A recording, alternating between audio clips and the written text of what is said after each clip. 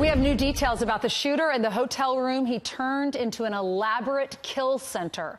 Thousands of bullets stockpiled in bags, at least 23 guns and platforms that were set up by the windows to view down on his victims, 32 stories below. What does this arsenal tell all of us? Well, here to weigh in is former Navy SEAL, Fox News contributor, and the author of that book right there called The Operator, The Man Who Killed Bin Laden, Rob O'Neill.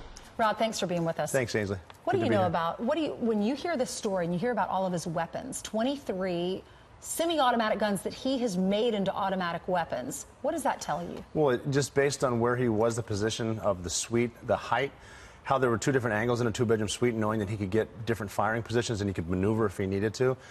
The weapons that he brought there, the fact that he had either automatic weapons or semi-automatic weapons converted to automatic weapons, and bipods for stable shooting positions with, I've heard, long guns with scopes. So initially he knows he can get the shooting started. He can move when he knows there's a little bit of security to get into the area where the concert goers are, and once he starts shooting, it's going to be tough for them to get out. And with two different angles, moving by himself, he can keep them in what we would call like a kill box.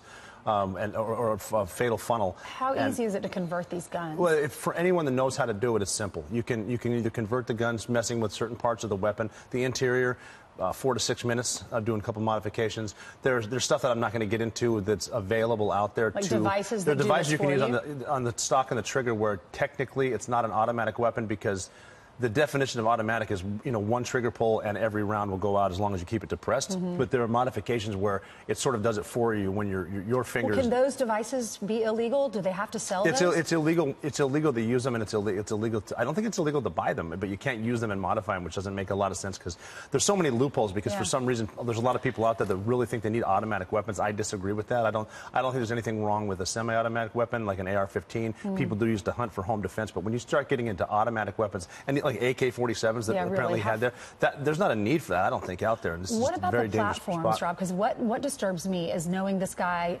broke out 2 windows and he's running back and forth to get different angles. And you can't really tell on a lot of the camera angles, but they're 2 different positions. So he's shooting at like 45-degree angles on 2 different sides. So when people think they're safe from cover one, he's simply running to another room in a suite and engaging them from there. Sick. And this guy thought about this, and it just begs the question. This is maybe how you profile a guy. Goes into a room and he has 10 different suitcases at 10 different times.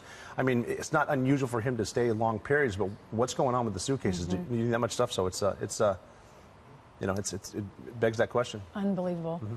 I heard a psychiatrist earlier say he's so narcissistic that he thought he was the creme de la creme and couldn't get his head around the fact that someone else might get a job or something ahead of him, and so he wants to instill violence on other people. It's beyond. He's definitely crazy.